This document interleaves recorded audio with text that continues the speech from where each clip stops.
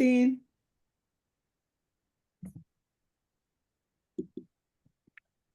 And welcome, everyone. You are absolutely welcome to be on camera or off camera as you wish. We will be recording. As we know, there are many people who can't always make it despite their best intentions. Hi, Hideo, welcome. And of course, you're certainly welcome to go on and off as you wish. That's up to you. A couple of other housekeepings while we're waiting for everybody to come in. Uh, if you've been to our master classes before, you know we're not very formal here. I'm very happy to let you keep your microphones open as if we were sitting in a living room together. You know, the baby cries, the dog barks, it's all good. It's just our humanity. This is a conversation, not a presentation. And I actually prefer it when people interrupt me because sometimes I get going and it's like, oh, wait, I should really pause here. Somebody on my team will probably do that for me. Won't that be good? Okay, full permission team. Yeah. And there will be several places in today's conversation where I'm going to invite you to reflect on a question. And this is an opportunity for you to tailor what we're talking about today to your context.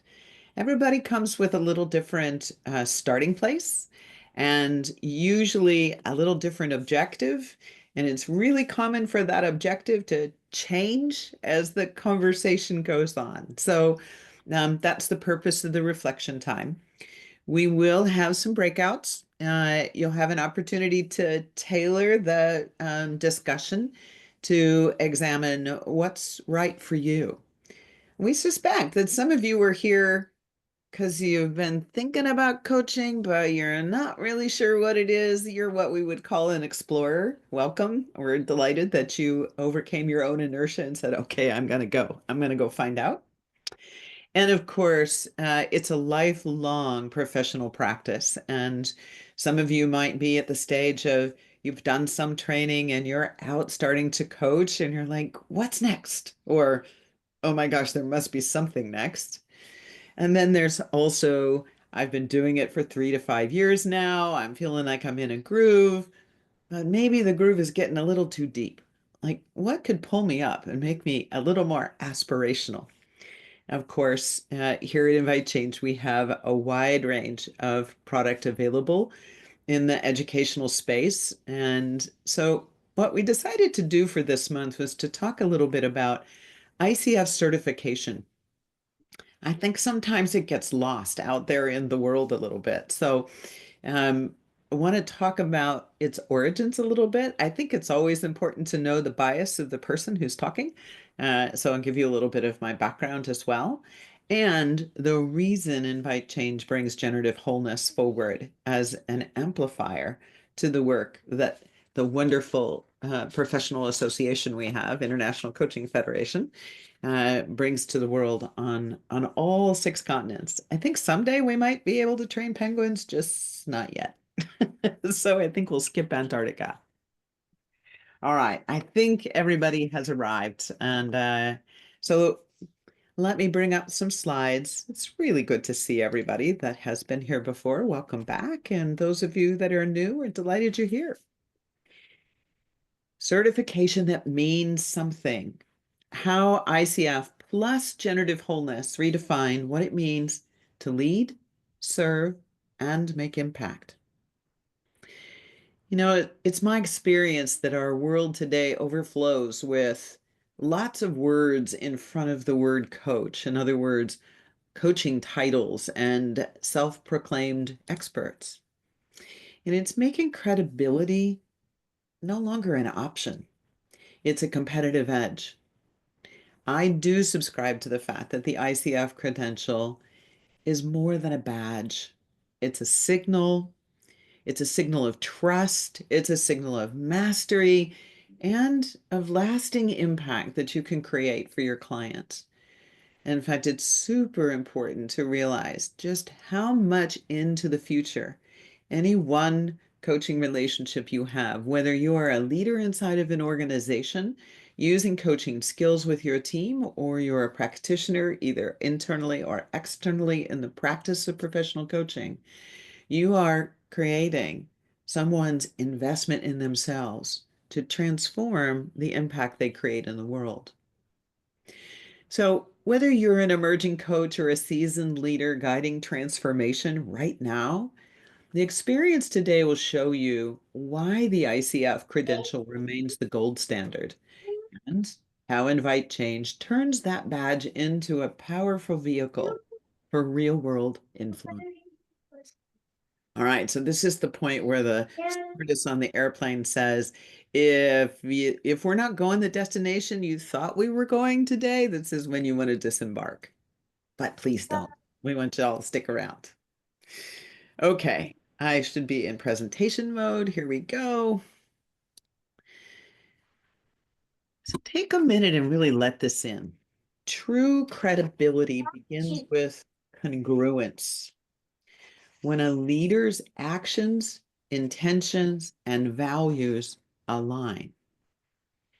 Now, you might just notice actions are external. Everybody can see them. Intentions are a little more internal, although it's something for us individually to say, I intend to create an experience, hopefully a desired experience. And then values, which are deeply internal, more intrinsic. We're saying when all three of these align, that and it is that congruence that builds credibility. We believe that when leaders are not generative, they are denying their own wholeness. And as a result, they subvert the wholeness of others. Just think about that for a moment. You probably have coached a leader that, if you're a coach here already, who has come to coaching because they've received some feedback that they're a little hard to work with. Or maybe you've coached someone who has a boss that's a little hard to work with and they're trying to figure out a strategy. Or maybe you're a leader who has a colleague that you're struggling with. We would say most of the time that this isn't a misalignment issue, the lack of congruence. And we feel it first in the credibility of the person, but we can't quite put our finger on it. And so the work that we're going to explore today is really about helping to break down what credibility is all about. Here's the flow of our agenda, so just so you have a map for where we're going. What is ICF certification really? Why does it still matter in 2025? What are some use cases for traditional coaching versus generative coaching? So make a bridge here to the work that Invite Change does. What is the actual power? Like what's the inside fuel to generative wholeness? You can see the graphic on the right, which encompasses the dynamic state of being that we perceive generative wholeness to be, and a bit of definition at the bottom for you. Generative wholeness is the experience of being fully yourself. Maybe stop for a second and ask, am I fully myself every day? I'm sure that I set the intention every day to be fully myself. And I'm sure there are moments in my day when I'm not. Like about 10 minutes ago, when my husband said he had a doctor's appointment and I'm expecting a FedEx truck to arrive, and I might have to excuse myself. In that moment, I was definitely not in my full self. Confident, clear, and aligned in my thoughts, emotions, and actions. It means embracing all parts of who we are. Okay, I can breathe. I'm human. And I didn't communicate with my husband about the FedEx truck and this masterclass. Oh, that's how I come back home to center. So, even the parts of us that we've been taught to hide, and using that self-awareness to lead, relate, and to live with purpose. That's the territory we'll be exploring. All right. So, what does credibility mean to you? Here's our first question. And I'm going to stop the slide for a moment so that we can look at chat, or if you want to come off mute and just speak it, it would be fine as well. What does credibility mean to you in your leadership or in your professional role?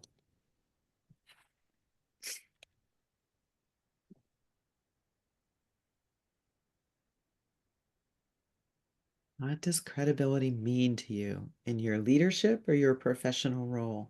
I'll just jump in. I think that I would say one of many things, the first thing that came to my mind is trustworthy. Mm. They're often used interchangeably, Mark, and I wonder if you sense what might be the distinction between them. That's a good question.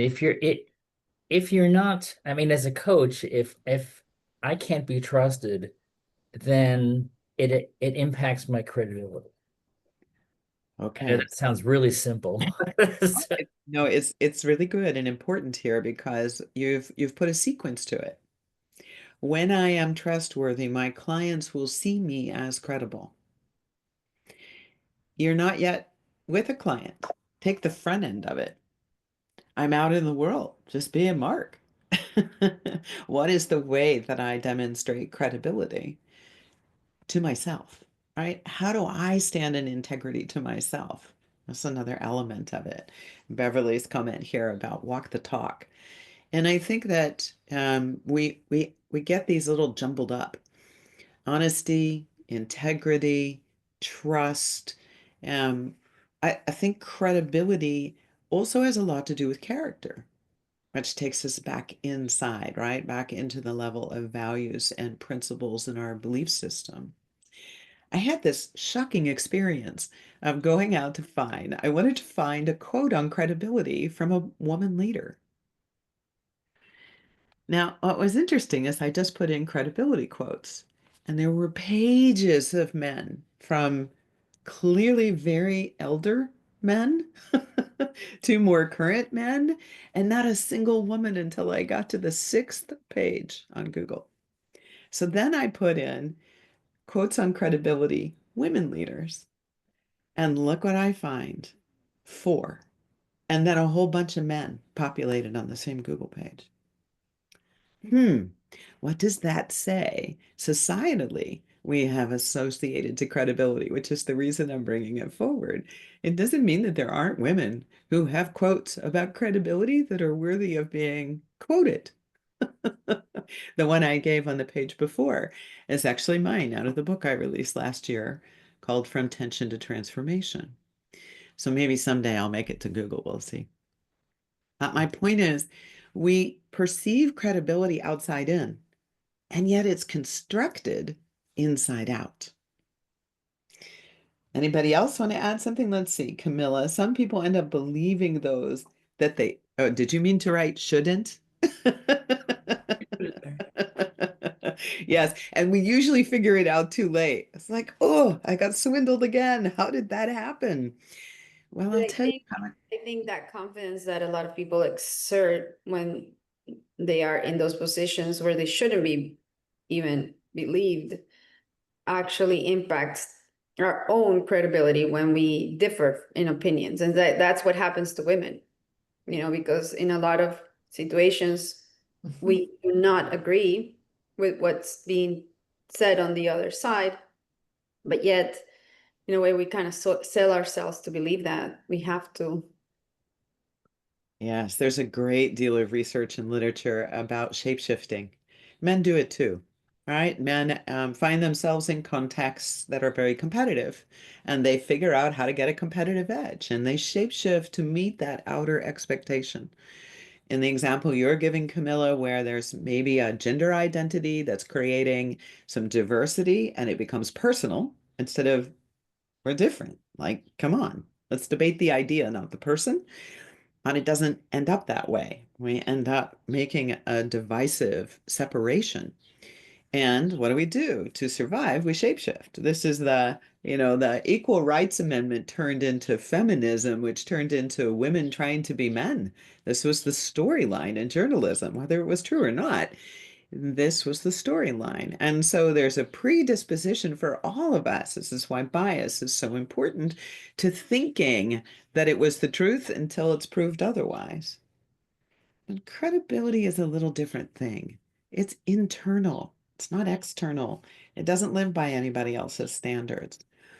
And it is the place when we can come back home to wholeness that we're able to stand in the tension that someone has a different point of view.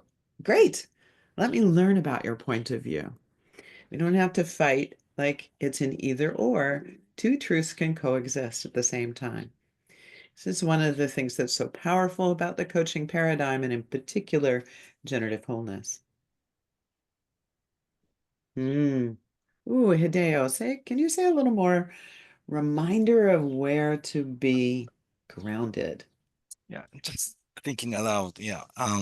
Yeah, I'm not always kind of authentic myself. So, but yeah, when I see myself as a kind of certified coach, and then just reminds me of being where I'm grounded, Yeah. just to kind of find myself, that kind of things. I appreciate this very much because you're recognizing that having committed to the certification path, earned your ICF credential, and now lead a coaching program inside an organization, you know the difference. What life was like before and what life is like after you've learned to embody the coaching mindset and skill set. It is a different relational context to people, to place, to situation. And you now know how to get back to center. One of our instructors, BJ Levy, always says this to the students, it's great to learn your center, but what's even more powerful for us, more supportive of our autonomy, is to notice when we're off center and how do we get back faster. It's like attention, noticing when we're in full attention and then it gets distracted. Oh, let me bring myself back. How quickly can we notice and bring ourselves back and not break the connection? So, Hamad is wanting me to ask you all actually to put something in chat. Will you tell us if you have an ICF credential, which one it is? And if you don't, totally fine. Say no, not yet. Yes, I'm a little biased. I think everybody benefits by going through coaching skills yet. Wonderful, wonderful, wonderful. And Hamad, by the way, is our chief marketing officer. He always is nosy. He wants to know who people are. It's a good thing. All right. So I believe that your association with ICF and earning certification is about both visibility and integrity. And I thought I'd give you a little bit of the data so you understand why I think that. Respondent awareness of the coaching profession in 2017 was 7%. It was even lower than that when I started messing around with ICF, which was for me, it was in 1996. I told you I'd tell you a little bit of my bias. I spent 4 years inside of corporate financial services company, and I was doing what I thought was coaching. And in fact, had a lot of success with it and decided to break out and be an entrepreneur in 1996. And I went to my first ICF conference, and I thought to myself, gosh, what's the big deal? I looked at the core competencies, they were, rolling them out. And I looked at the words on the page and I thought, these seem so simple. This is obvious. Mm.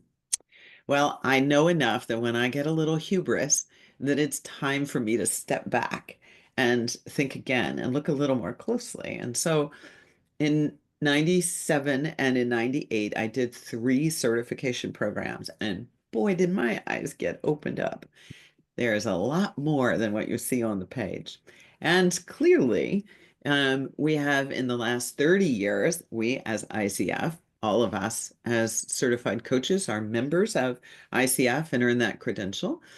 We've jumped to 73% awareness. It's rather extraordinary. Very, very important, big growth.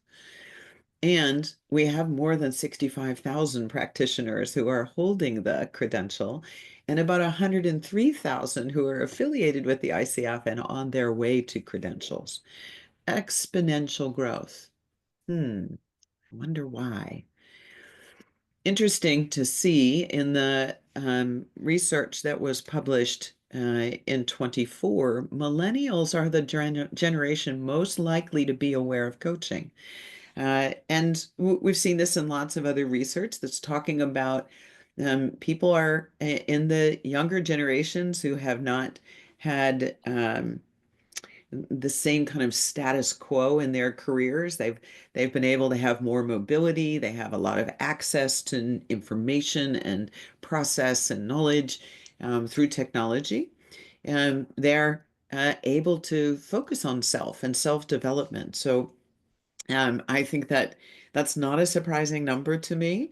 What is surprising to me is that 51% of those 102,000 coaches globally are also in the millennial category. So it has moved from this kind of fringe professional practice that it was in 1996 when I still occasionally get asked this question, what sport do you coach?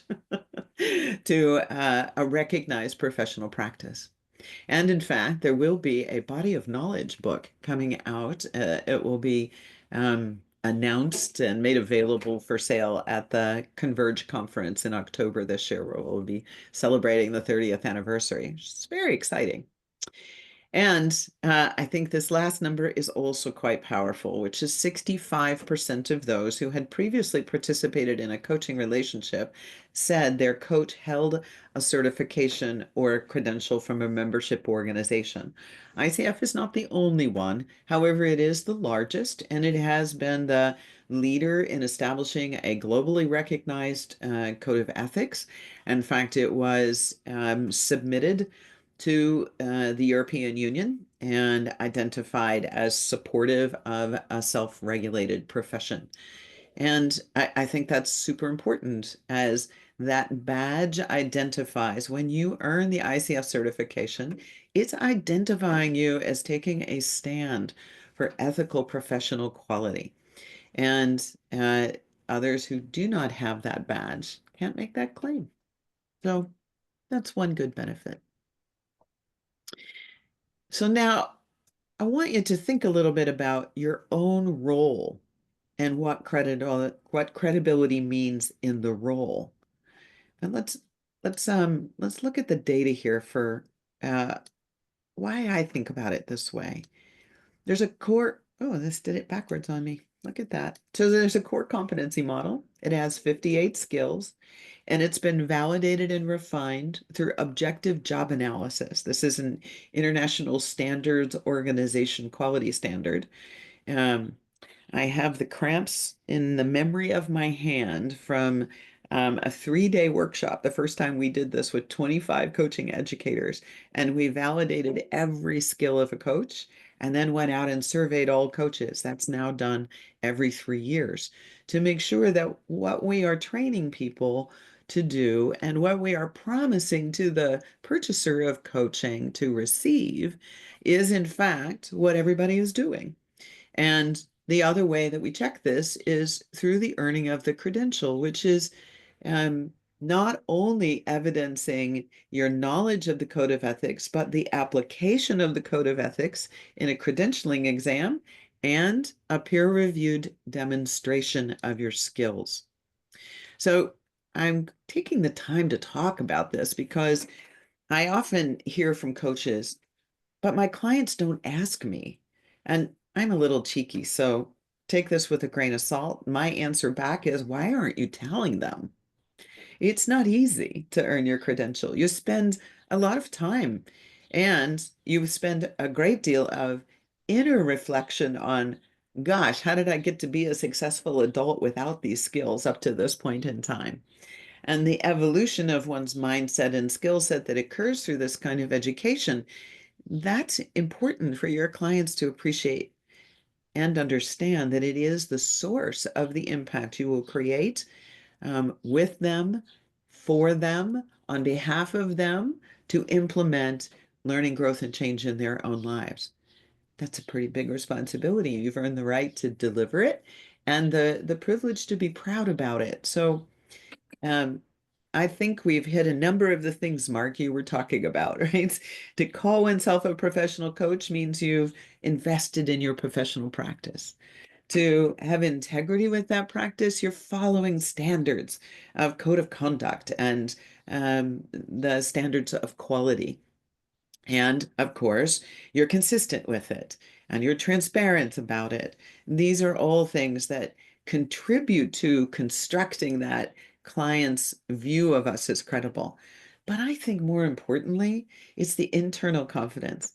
When we're peer reviewed to earn at every level of credential, that somebody else who is a little bit further down the path than me has listened to it and said, you bet this session with this client that I've just listened to absolutely evidences the expected standard for the stage of development.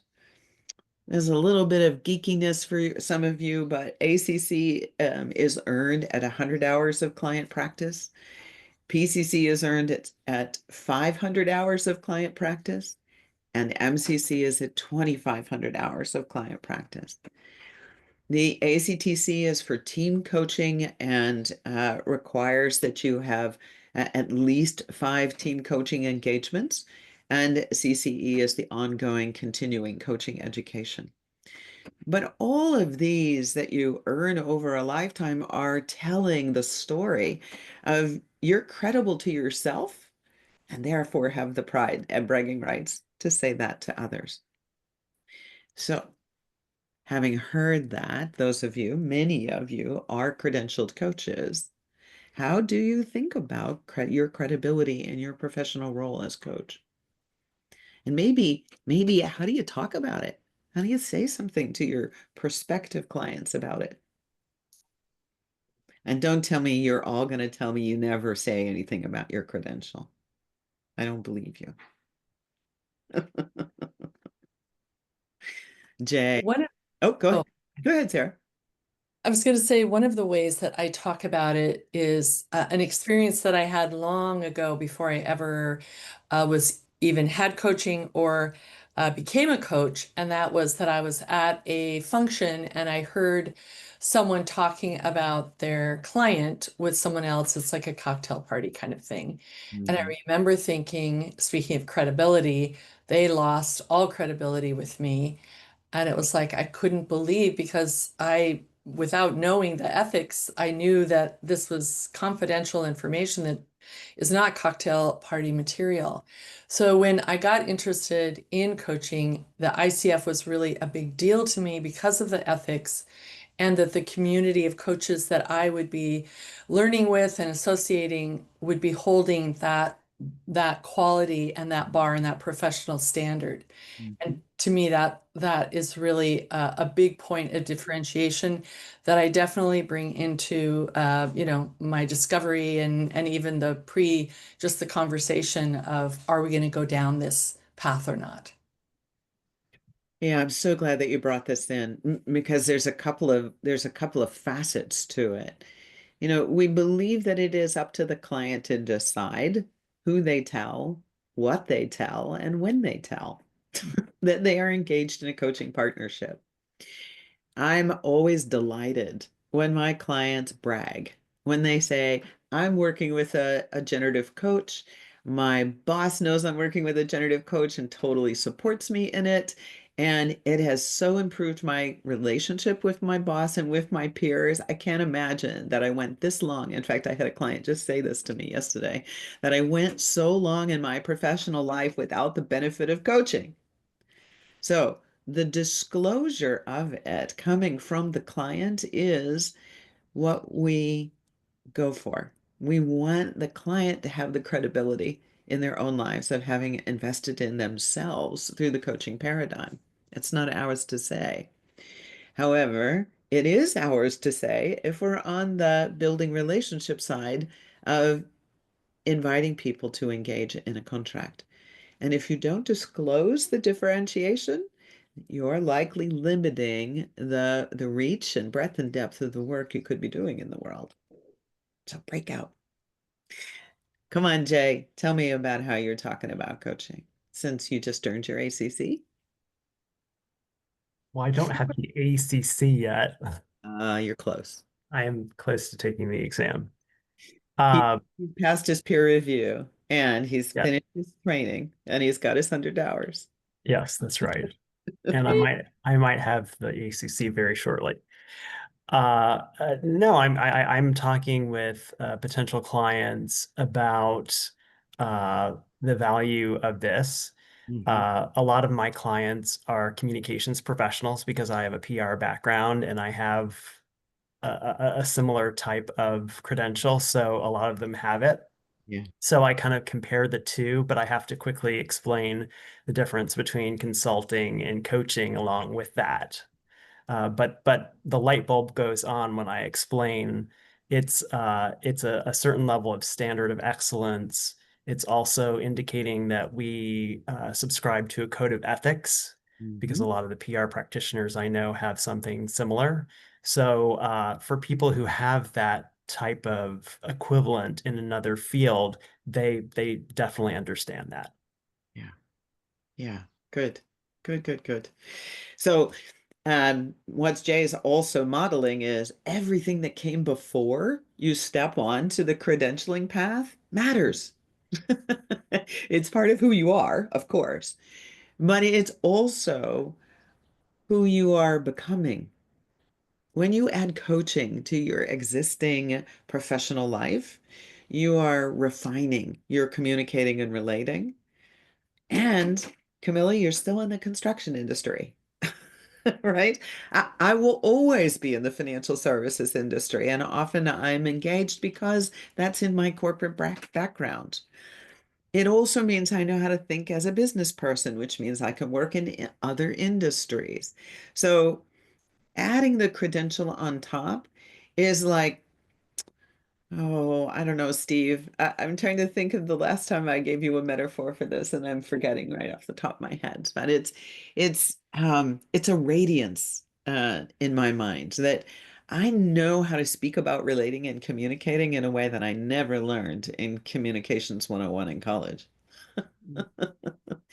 And it's always about activating the other person. So they have an experience of me without me having to say, and I want you to be my client. I usually say that at some point when the relationship is there, but I would say to you now that it wasn't more than 2 or 3 years into my work as a coach that clients would say, I'd really like to work with you before I ever had it out of my mouth because I was being credible about my commitment to professionalism, my commitment to quality, my commitment to ethics, and how I witness the power of transformation that happens through coaching. So, Liru, Christine, you guys want to say something here? We got a couple of MCCs on the call with us. Go ahead, Liru. When I first time got my professional certification from a different institute, I was in a very limited thinking. I thought, okay, I don't need ICF credentials because as long as I'm a good coach, that's all I do, right? That's the purpose, to serve client, which is true to a certain extent until I want to serve more clients. Then people don't know me. Organizations do not have any record of me, who I am, who I was at the point. They say we need at least a PCC level coach, etc. I was limited to the ability to serve more people.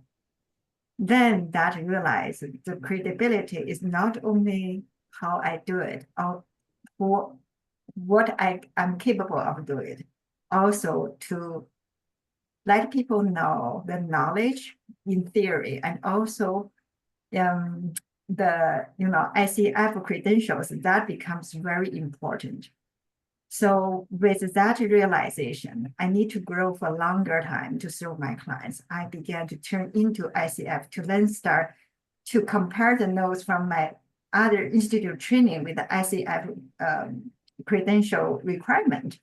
I find a lot of similarities, yet there's more in-depth understanding what the coach means to me in a different level.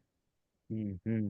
In addition to that, after I took inviteCHANGE level 3 credential pathway, wow, that was a transformational experience for me. So in that way, I experienced my own performance mindset, like say, to get a credential as a PCC coach versus my sovereignty and also the people I'm serving. So that transformed my focus, my centeredness in serving the clients. Mm. I don't know if I'm answer the question, but that has been my experience. Indeed. Well, you did a beautiful job of talking about the evolution. I barely recognize who I was back in 1996. Like I catch a glimpse every now and then when I see a client from that time or I read something that I wrote back then. I don't have the same mindset. Over time, we grow as coaches, we grow as human beings, and our capacity to be with another person's sovereignty I think is part of what occurs. And you certainly had that experience when you went through the level 3 program. It's exciting. Christine, anything you want to add? Yeah, I just want to say thank you, Janet, for kind of reviewing the evolution of ICF. About 10 or 15 years ago, when I was learning about or starting to coach in China, the expensiveness and massiveness of the credibility of ICF cannot compete with that today, right? So I think in this sense, we are part of ICF, and also we have been benefiting from the evolution of ICF in a sense, right? So it's really marketing and teaching the market about professional coaching, and we are all part of it, right? So in this sense, I think it's really an honor. And credibility, I think for me, I totally agree, Janet, with you and everybody shared. I think credibility is external, but it starts from internal. What I see credibility is really the alignment between my authenticity and the external manifestation or self-expression that I want to have. So if I can focus on that, I mean, be intentional about that, I think that's 80% of the mission accomplished. I think that's what I see. Yeah. Yes, yes, Mhm. yes. And the other 20 is the unique expression of who we are as humans, Mm, yeah. right? And so much freedom is available with that foundation you just described. That's great.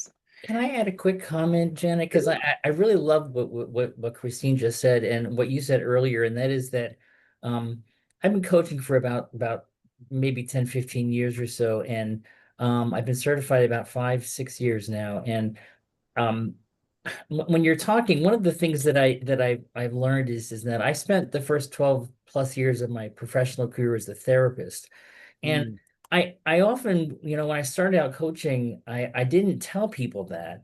And yet I found that when I started to do that, because people asked me, potential clients were asking me, that combined with the certification gave them a sense of comfort, Mm. because oftentimes they'll come in with a lot of emotional baggage as well. And I'm not a therapist to them, I'm a coach, and I know the difference, and I keep in alignment with those. But I think what I'm getting from this is that I'm not going to hide who I am. We bring all of ourselves to the work that we do, and the passion we have for the work that we do. And you're just validating, and everyone's just validating that for me. So I just really wanted to just say that. Great. Thank you. That's great. And I hope you have the experience very soon, Mark, that as you do that more, it gets reciprocated. I just listened to a very dear friend of mine passed stroke and heart attack. It was very sudden. And there was a wonderful 2.5 minute radio piece. She used to be a host a radio show. She had many, many, many things, but I thought I knew this woman well. I've known her for 30 plus years. and I learned something new.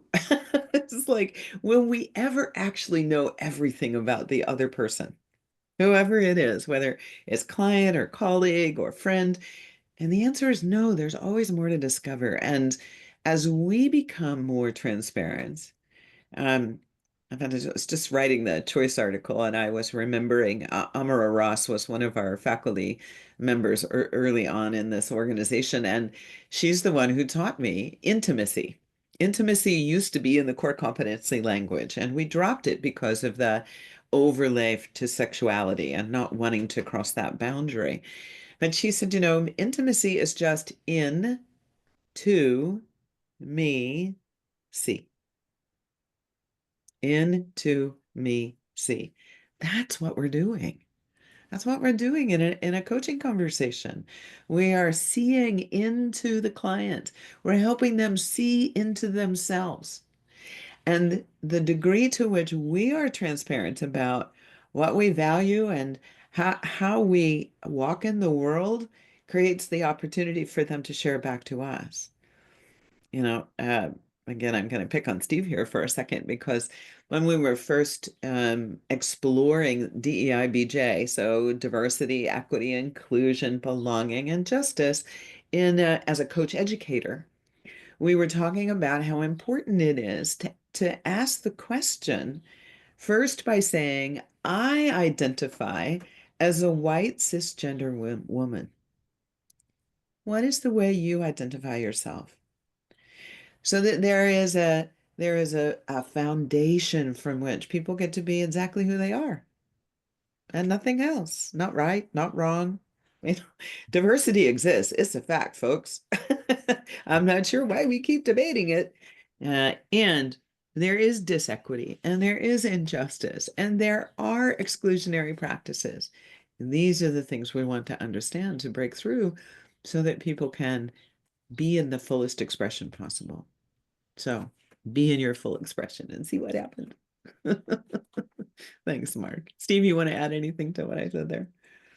I just think it's so critical that we are open to that conversation, that we declare. I mean, we model, right? Who am I? Creates the opportunity for the other person to declare who they are. Yes. Yes, exactly. That's reciprocity. And boy, was that first time a struggle. Full disclosure. A different way of thinking, isn't it? Exactly. Well, you can't ask people that. Well, yeah. If I am courageous to declare, here's who I am, that opens the opportunity. Yes. Oh, he's brought a new word in for us to play with, courage. That's good. Very, very good. All right. 3 reasons why ICF still matters in 2025. The first is that market trust continues to be pressured by unregulated coaching. I have always trusted that people who are not trained as coaches will not survive in their practice, because I know that the person who's receiving the coaching that doesn't feel respected, welcomed, accepted for exactly who they are, won't engage in the level of work that produces growth and transformation. And that the consumer will walk with their feet in their wallet away from those who are not as well trained. I still think that's true, but I do think that coaching has grown in its popularity so exponentially quick that lots of people call themselves coach. So one of the key questions to ask people when you're in a conversation, have you ever asked a person about their education and whether they've earned certification? It would be a wonderful way to help them get educated and to appreciate and understand, and maybe open that conversation about the value of what you invested in your professional practice. It's also noticeable that 74% of organizations now require certified coaches.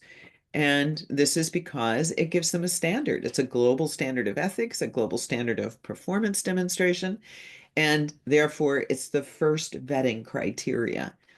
And you also begin to see that artificial intelligence, you've probably seen some folks out there saying, hey, I have an AI coach. I know we're working on an AI coach for generative wholeness. It's never going to replace the human connection that is essential to human transformation. And it will do a fabulous job of automating information and analysis. It can be extremely supportive when partnered and bonded with a human coach.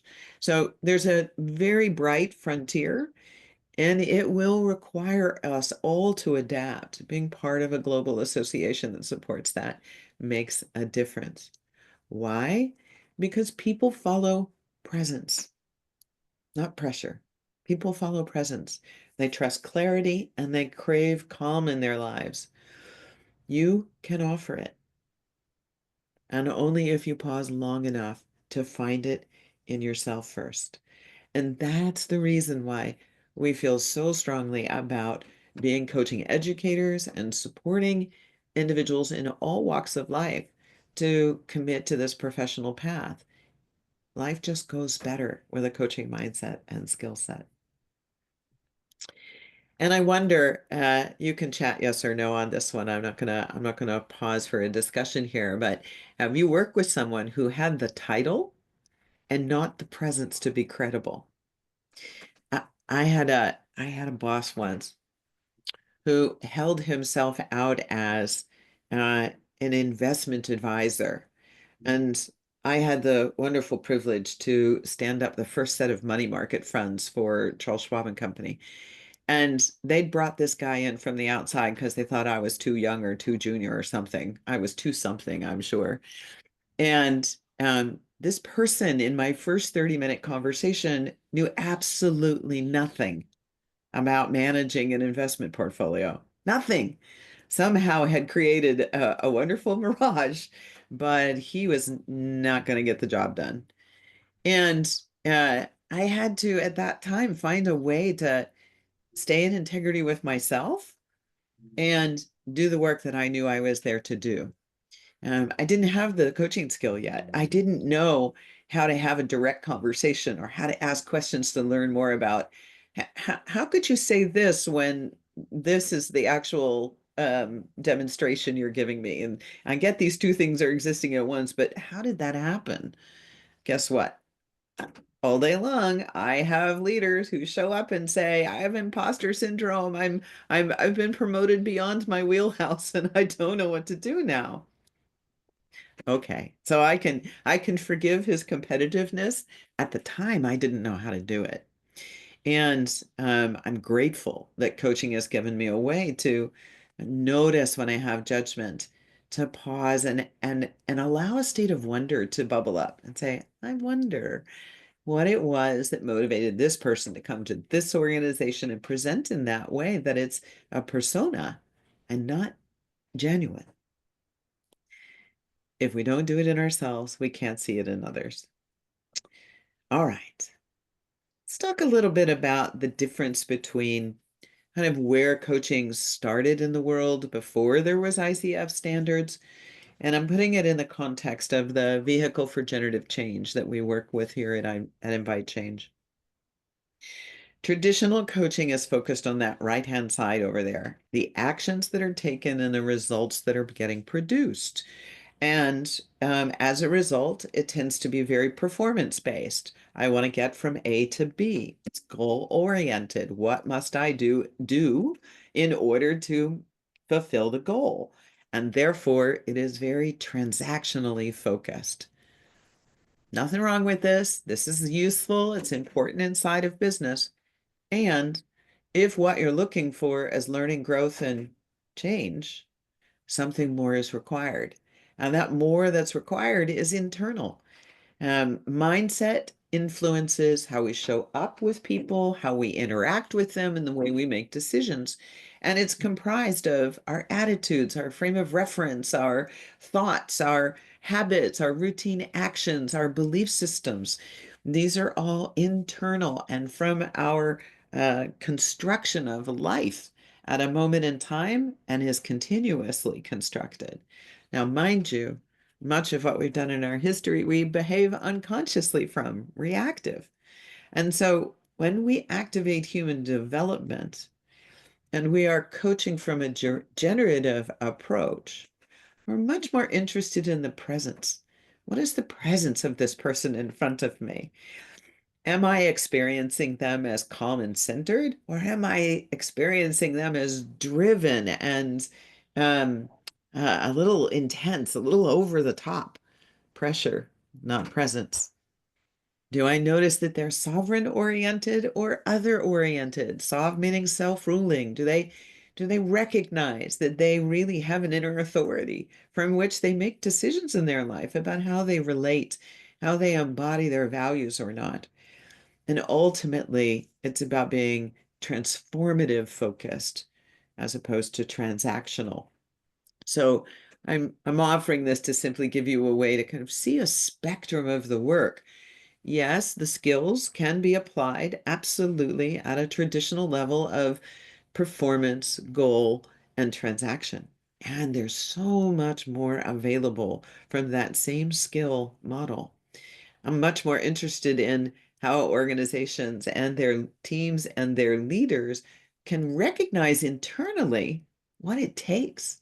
What does it require of me in my being for this change process to scale to my team members and therefore ripple out to other teams so the organization grows continuously and can be responsive to the constant change we live in? Always have, by the way. Just feels like it's more and more complex today. All right. So when we think about how to create artful impact, I wanted to frame this in terms of kind of four kind of common professional roles that coaching is particularly well suited to. So let's think about executives inside of organizations, from the C-suite, on down to the first level of officer. Being generative creates space for executives to model and coach for sustaining culture and strategic tension necessary to scale and grow. By shifting the mindset to be more conscious and deliberate and intentional, and we would say wholehearted, they identify the ingredients that are unique to their organization that helps them have strategic advantage. The coaching conversation evokes awareness and also imparts many of the mindset and skill set necessary to bring that to their teams. Leaders and managers then who are implementing that strategy, their role is about creating psychologically safe workplaces. This is what we call the workplace climate that fuels team productivity. We were talking about this a little bit in a masterclass I did yesterday. The team leader who can break the habit of, this is how I always talk to my team, this is what I do in one-on-ones, this is what our staff meeting is like, and can replace that with inviting the team to say, what is the way you would want us to be together? They are going to create the environment for people to say, it's okay for me to be all of who I am here. And that's the beginning. Learner safety is the first of 4 stages of psychological safety. And this is a different style of communicating. It also elevates the relational competence for leaders and managers with the operational and transactional competence. It's not an either or, it's both. When we harmonize them, and this is what leaders and managers learn how to do through a coaching relationship and through education and coaching skills, you begin to now create the environment where the workforce wants to bring more of who they are. They too want to benefit from learning, growth, and change. And of course, independent coaches, which many of you who are here today are, you learn to embody a signature, a trusted presence, and methods that will allow your clients to sustain excellence. I'm never more happy. Oh, that was a double negative. How do I want to say that? I'm always delighted when a client from 20 years ago, 25 years ago sends me a note on LinkedIn, and I learn about the half a dozen promotions they've had and the book they've written and the places they've been in their lives that they never imagined until the moment we'd had our coaching relationship. And it's just like, yeah, that's the icing on the cake for me. And then, of course, change agents and consultants is another context in which being generative is incredibly helpful because it begins the we, moving into all of us mindset that says we all live in a system. I live in a system in my human body.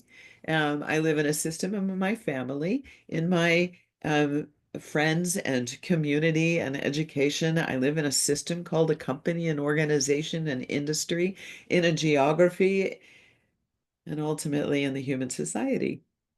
And learning how to navigate that level of thinking, and bring more people into the conversation, because I no longer can be the smartest person in the room. We never were in the first place. And it's even more true today with the fact that we can learn everything necessary in the palm of our hands. So, what's one challenge you face that requires more than knowledge? One that's needing your authentic whole presence. It's one challenge you face that requires more than knowledge. You can just popcorn.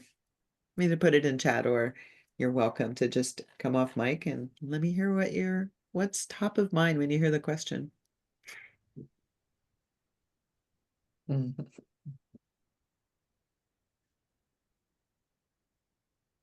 Life-changing decision to become a coach and get out of the corporate world.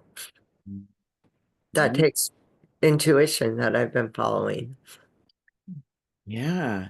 So, Beverly, you've been listening, right? You've been listening internally and recognizing that the place you were standing in your corporate role was only part of who you are.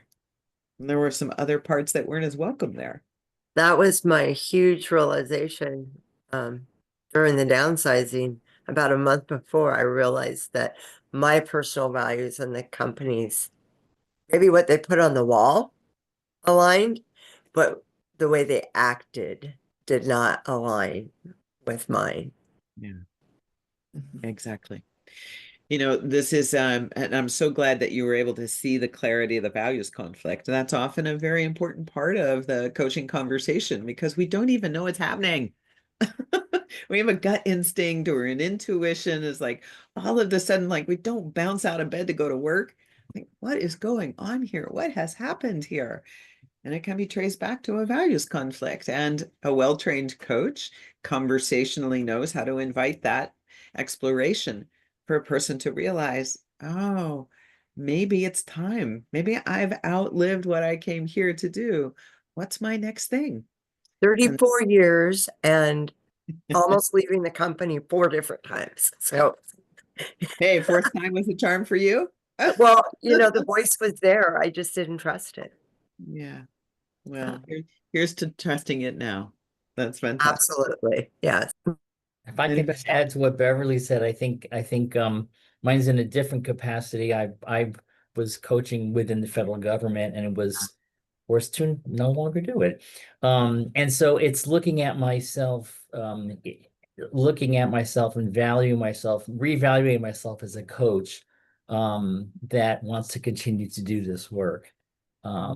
Without the safety net of being in working for somebody. So and you can't learn that. You just have to experience it. And yeah, I can see now, Mark, the connection between trustworthy and credibility for you. You're in that place of, what do you mean I'm not trustworthy? What do you mean I'm not valued? And as you claim both of those and stand as a solo practitioner now externally in the world, it doesn't mean you won't be back in the government at some point in time. I have faith.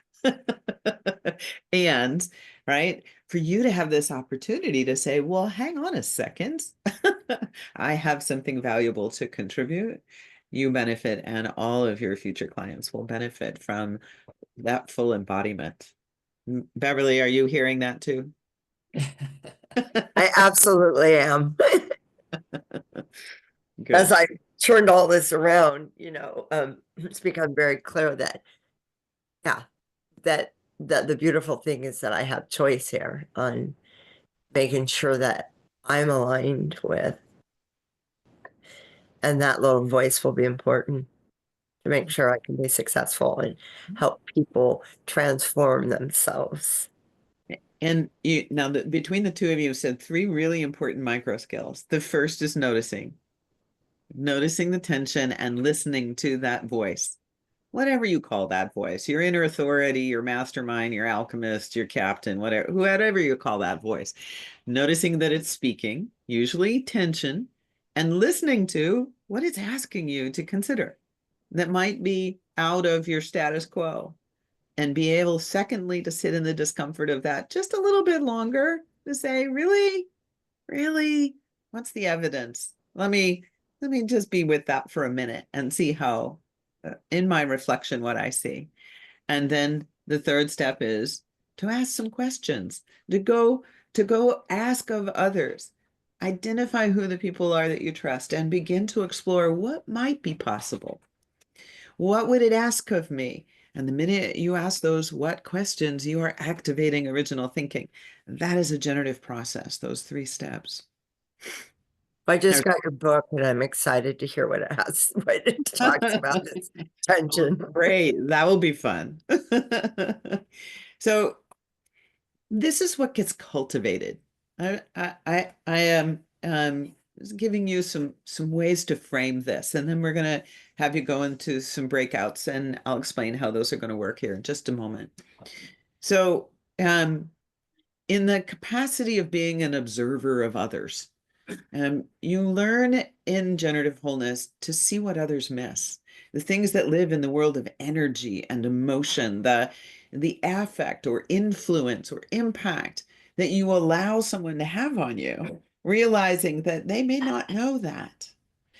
And this is particularly true as a leader where you're turning a team's conflict into deeper trust. You're able to ask the question, what's moving in this team right now? What's generating the energy that I can see in this conversation?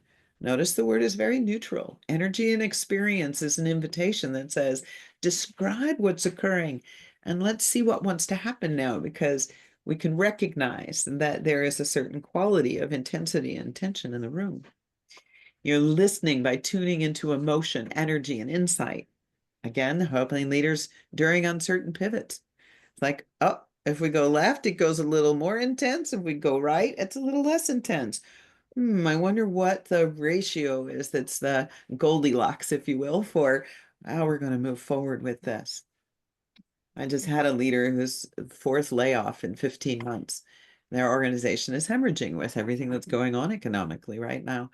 And through the coaching, this is what he's been able to tune into his own emotion and energy, gain some insight from it. Producer. We're always producing in the workplace to lead and act from a centered clarity. That's facilitating outcomes and evolution. And we coach. We coach as parents, we coach as spouses, we coach as siblings.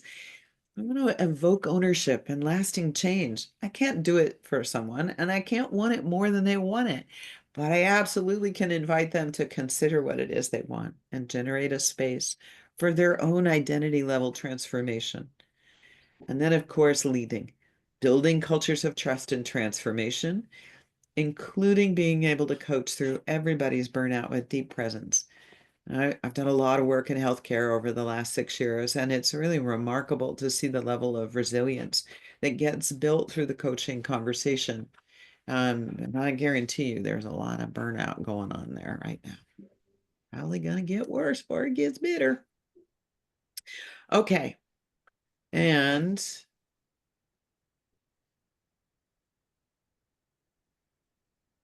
there we go.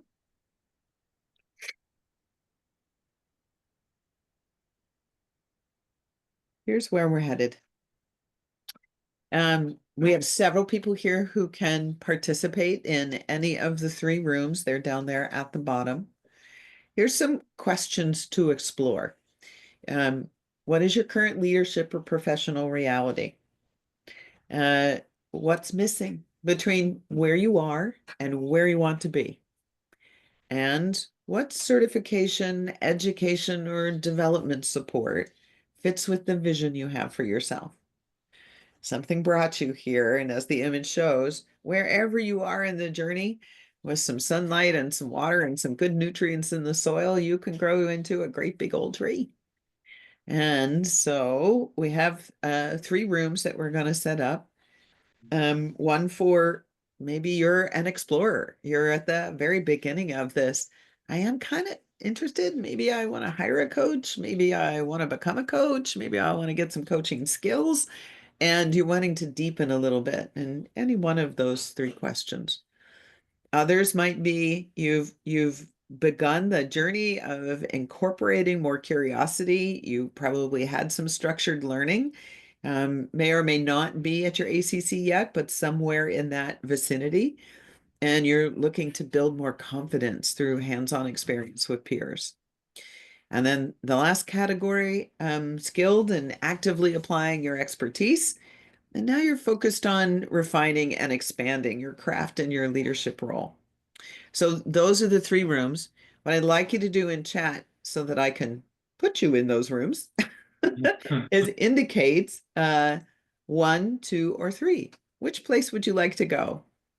I have about 20 minutes together to have a conversation, to ask questions, to gain some more insight. And I have to do this manually. Okay. All right, let's see. This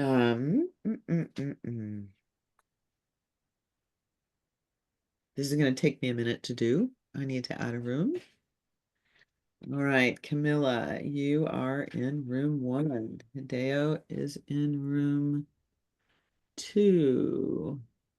Hamad, do you want to be in a room? Ty will be in room 1. No, I'll stay out in the main. Okay. And Jean, you will be in room 3. No. There we go. Mark will be in room 3.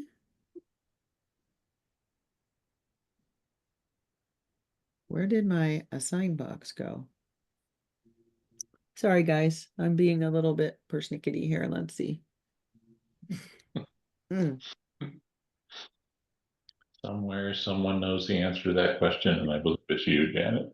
Yeah, but that is so strange. Can somebody let Carol in, please? Sure. Camilla. So of those 3 questions, why don't you guys chat for a minute? Where are you in your professional role right now? And when you think about where you want to be, what are you after?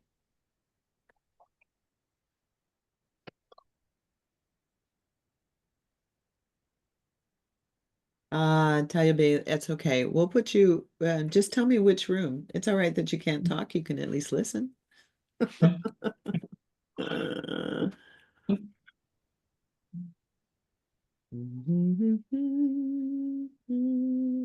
Okay, I think I got all the ones. Oh, no, I missed one. There we go. All right. And 2. And So you asked a question, so I'll jump in while you're doing this. Where am I in my professional life? So I'm in my 10th year of having decided to fly off the cliff and leave my stable corporate life and become a coach and work with inviteCHANGE. And I was thinking the other day that one of the things that I loved about my corporate career, I was in the wine industry, is that every year, the people I happened to work for, no year was like the year before. So now I've come to the conclusion of examining my last 10 years with Janet and Steve and Lori and a whole host of incredible people, is that no year has been like the year before. So I think the common factor is me. I must attract this piece. I will say that it requires a fair amount of versatility, and that to me is where generativity is the gold star, because it helps me be versatile in so many different arenas. And the one thing that just came across while we've been in this today is a wonderful project we've been partnered with, which is Women in Manufacturing, an area of industry that there are some underrepresented folks. And we've been doing some pilot projects extending their coaching and contracting with us. And so a pilot project that we have with a certain pretty big company, I just got accolades on the coach, and they want to take it, to a broader way with their company. And so I just feel like that's one of the things that is so fun about working inside this group and with these people, Janet, Steve, Lori, is that when we're generative, yeah, the sky's the limit, and responding to what people are looking for, I think, and having the curiosity to help them see the possibilities, explore the possibilities. And that's what means the most to me. I find myself getting really energized by that. I get energized listening to it. That's awesome. All right. There we go. You all can get started. That's in the right place. Steve, you go there. Lori, where would you like to go? I can really go anywhere. Do you have a preference? That's the question. No. Well, why don't you come play with me? Okay. Okay. And how do I move myself into room 3?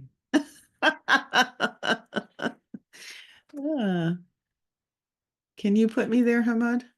I have to make you a host. Hold on. Yeah, make me co-host is fine. I should be able to move you. There we go. All right. Breakout rooms. Which room do you want to go to? 3, please. 3. Oh, I can't seem to see you in the list. I know, isn't that weird? I should be able to go. Well, Lori's in there. Let me see. If you make me host, I think then you can go. Let's try that. Make host. That's probably what it is. Yep. Assigned to you're going to room 3? Room 3. Yeah, thanks. All right. You should have the prompt. Bye.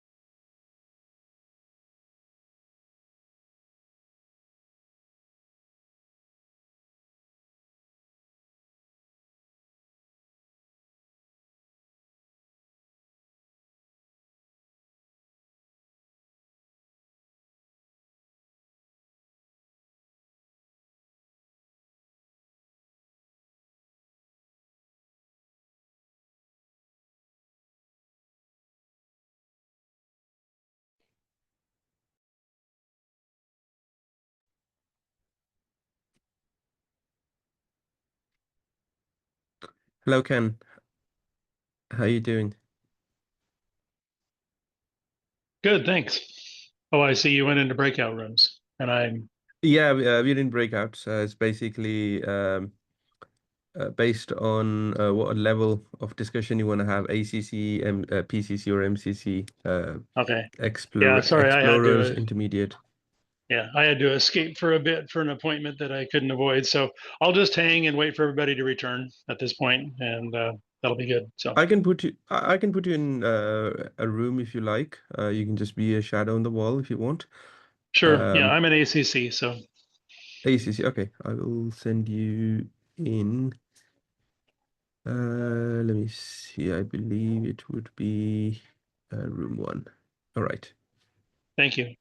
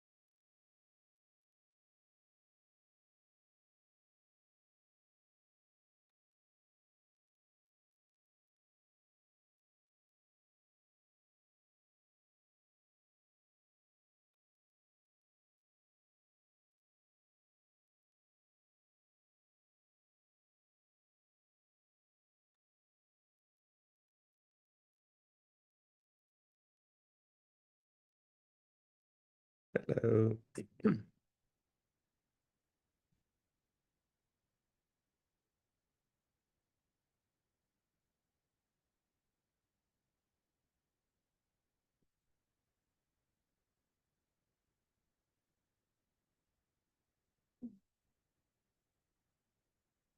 You're on mute, Janet. To be continued, Mark. Sorry, I know I left off at mid-sentence.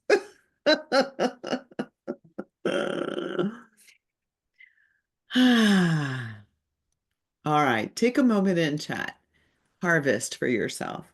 What's one thing out of that 20-minute conversation that hadn't occurred to you before to contribute to your sense of credibility and to make the movement you're wanting from wherever you are to where you want to go next? Now just take a moment and chat. What's one thing that came out of that conversation? I'm sorry, Janet, are we writing that in chat or we're In chat. chatting? Yeah, go ahead and write it in chat. That would be great.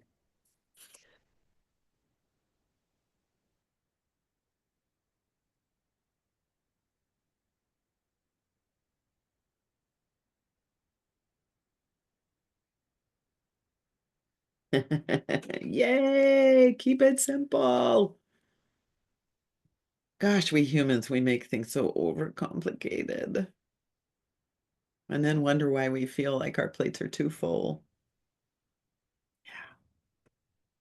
Yeah. Pause is the greatest gift we can give ourselves. We short circuit the neuroscience of being up here in our sympathetic system where we don't have access to everything our brain can do. When we pause and take a breath, we re-regulate our system. We have access to more of our resource. It's amazing the things that just drop in the minute I do that. That don't when I'm stuck in my sympathetic system. Yes, coaching does teach us about vulnerability.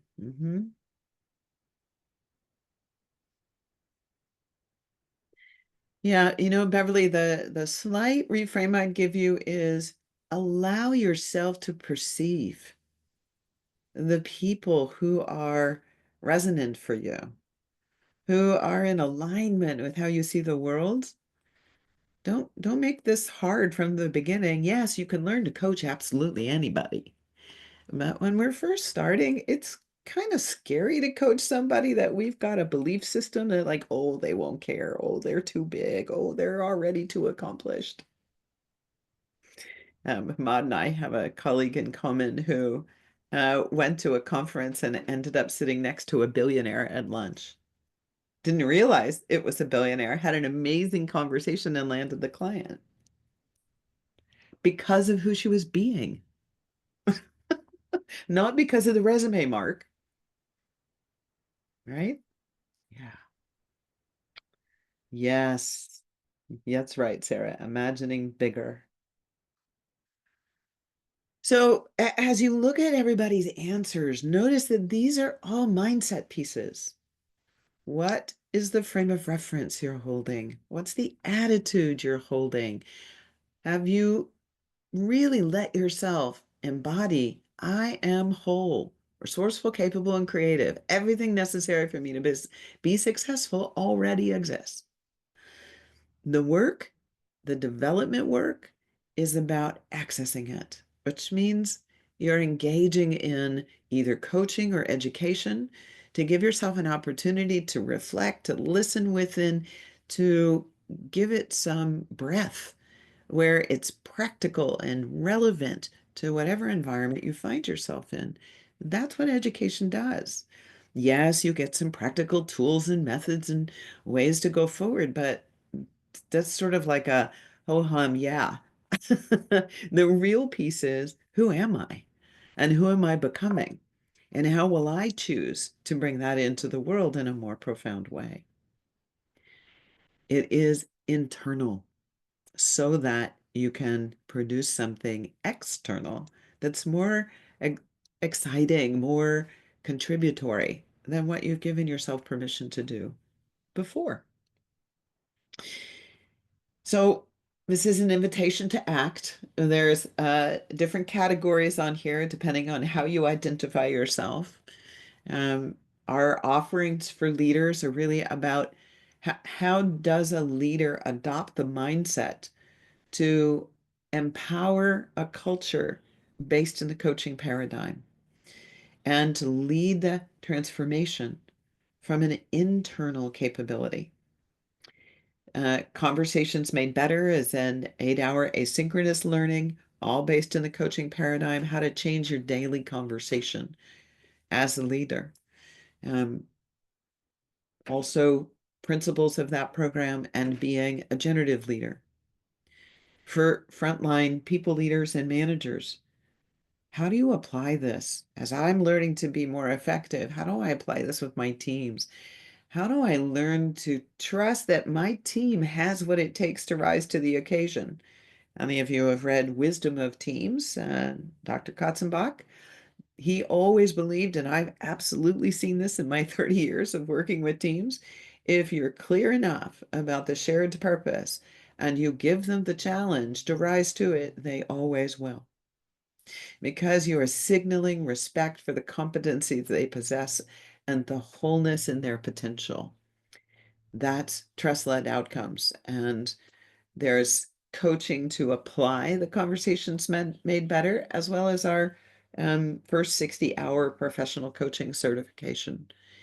And of course, along the lifelong pathway, there are many ways to progress along to coaching mastery, learn to become a catalyst for transformation, and ultimately to earn your PCC level development and your MCC level development. Some of you might also decide at some point to want to add mentor coaching to your toolbox, as well as generative team coaching. We have a lot to offer, and I hope that you will think seriously about that and call us. You don't need another badge. Earning them, however, is a way of being that causes you to be undeniable. ICF gets you trusted, inviteCHANGE gets you chosen. Now, what kind of leader do you want to become? And that's all we have of our formal. So the floor is open. We have a few minutes if there's just some Q&A or some reflections from your breakouts or something we didn't cover that you hoped and wished we had. Now's the time.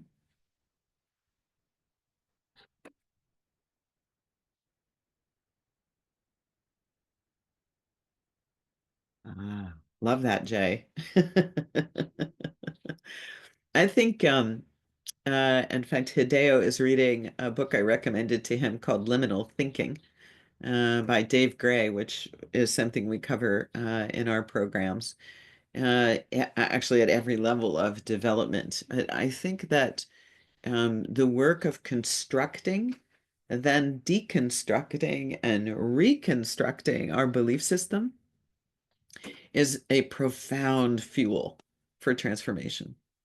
When we realize that we're not imprisoned, it's not a straitjacket. That the beliefs that I inherited from my family got me to one level of my life. And the moment when I realized, you know what, that belief's keeping me from getting to the next level of my life. I think it's time to transform it. I bow to it and say thank you for the competence and confidence it built in me. And now I'm going to take a new path. And that path's going to be the one that I've constructed from the inside out. So belief transformation work is profound. And it's also a place to learn to develop as a coach, to not be preachy and prescriptive and advice giving around belief change, but rather to activate in another human being their own sense of readiness to embody and adopt a new belief that's more respectful of their authentic self. All right, what else? Or are you just wanting to hang out? It's good to see you, Monica. Janet, in our room, we talked, one segment was around instruments, assessments, and preferences in that world. And, you know, I gave them what I think is yours. I gave them what I think is mine. But also, I guess one level above that, like, how do you hold that process? And what could we take away today that would help help people decide where they want to pursue? Good. It's a great question. What is the tool and what is the master? This is the question to be asking yourself. The relationship will always be more important than your duty. And the relationship doesn't need an assessment. The relationship requires your presence and your partnering and your perceiving in the experience that you're having of the person. It is often that the assessment isn't something I work with until we're well into the coaching. And it often arises because the work of building a coaching development plan identifies certain behaviors that a person says, I know I fall back to this behavior when I'm stressed out because it's familiar and comfortable. And I know it doesn't work. I know that it's creating problems, but I can't help myself. That might be a moment when an assessment would be useful for them to gain a little perspective that would loosen their grip on the things that are dominant and overused strengths in themselves. I'm not a fan of typology. I do not ever want to hear somebody say, I am a. Instead, I want them to learn to say, I am experiencing, I am expressing, I recognize this behavior is this kind of energy.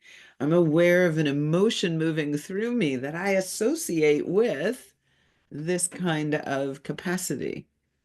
So any instrument that has me identifying that I'm stuck in a place, run for the hills. It will never honor and respect the wholeness that can be developed.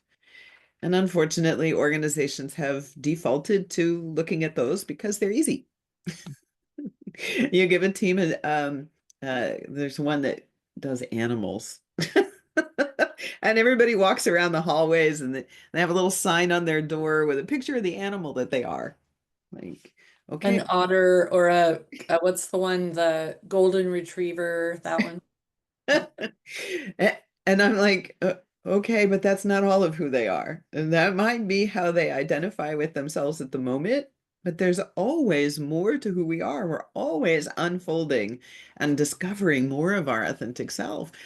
And boy, I don't want to be trapped by what I was when I was a little girl. Come on. Personality is important to develop, but it's not your prison. There's so much more to who you are. So instruments that encourage me to examine my wholeness and to keep filling out more of what it is to be a human are always going to be my preference. And I use it in 3 scenarios. When a client's identified, right, the awareness has come in that they're trapped by some strengths and they're overusing them and it's creating consequences and they want to do something else. Secondly, when they are aware that they're not aware.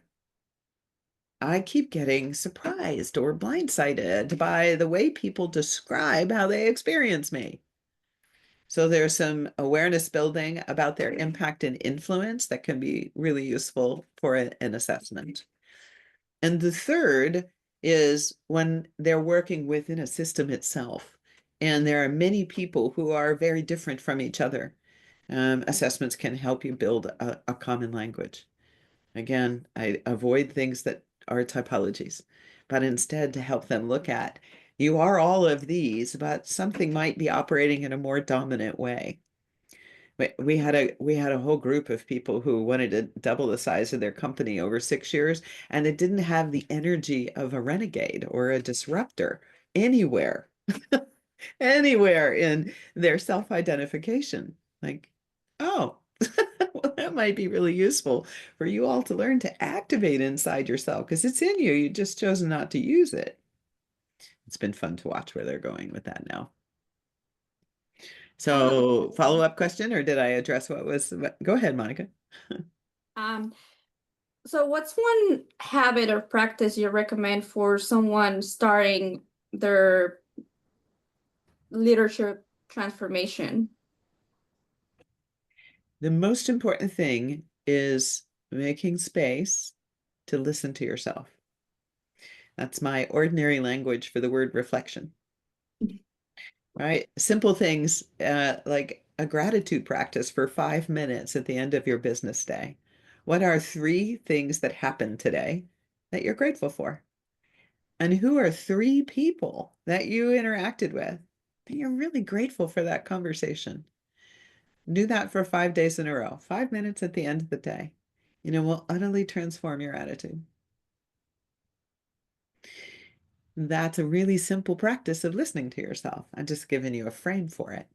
You can get more and more and more sophisticated with it and ask bigger questions.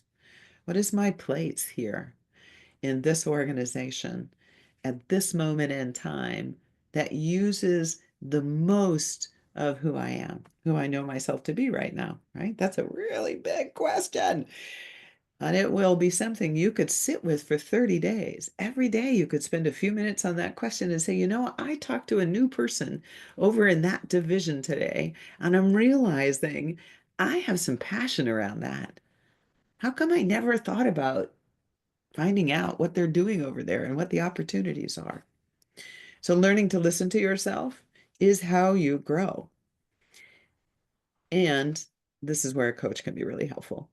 That asks those questions and starts to draw it out of you so you can hear yourself think and hear yourself describe it and realize, oh, there's more right in front of me than I was paying attention to, which is the next piece. Once you start listening, now you have new eyes with which to see. So that would be step 2, Monica. Exactly. Exactly.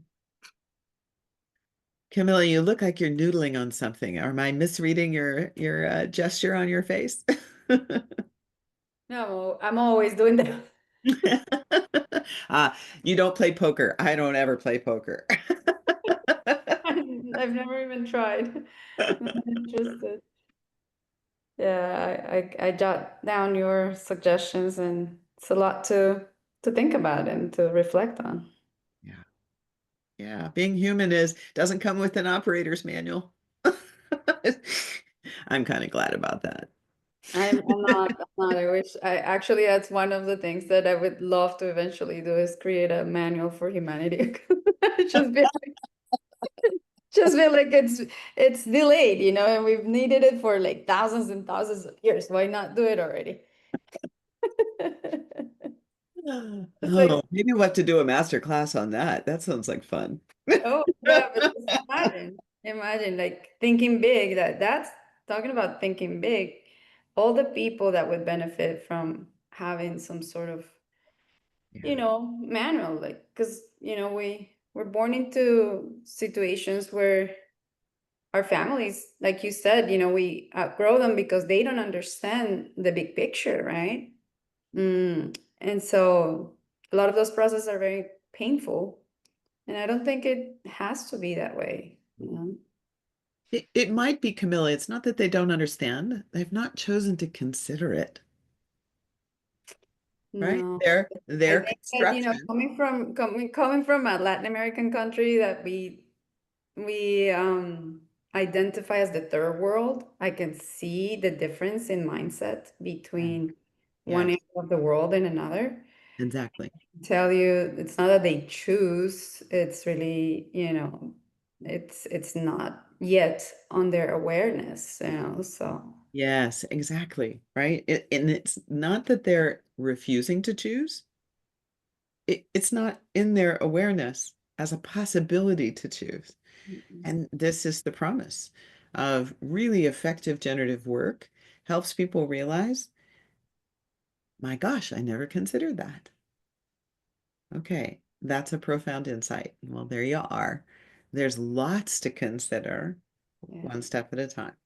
It's not about throwing out what came before, building on it and recognizing yes and this, not or. Exactly. Yeah. Yeah, good. All right. Well, thank you, everyone. May you go safely and well into the night. We are always here once a month. Next month, I'm very excited. We're talking about actually a continuation, Mark, of where we were in our room talking about how do we bring ourselves out into the world and sales, right? Simply allowing life's experiences to be shared and the relationship building that makes this professional practice so healthy. Whether it's internal or external, it doesn't matter. It happens the same in both places. What is beyond the paycheck? And beyond the titles and the external trappings that actually creates the intrinsic sense of success in our lives professionally. So that'll be on June 25, and will be great to see you all then. You'll get some notices about it sometime in the next few days, so watch your LinkedIn. And until then, reach out if we can be support in some way. Lori's put information into the chat for all of you. You can reach us. We obviously love talking about this, so come find us. Thanks, team, for everybody who hosted. Thank you so much. This is wonderful. Take care, everyone. Take Thank care, you, Mark. everyone. Yeah, nice to see you. Thank you, everyone. Janet, a pleasure as always. Yeah, Thank you. Good luck, everyone. you bet.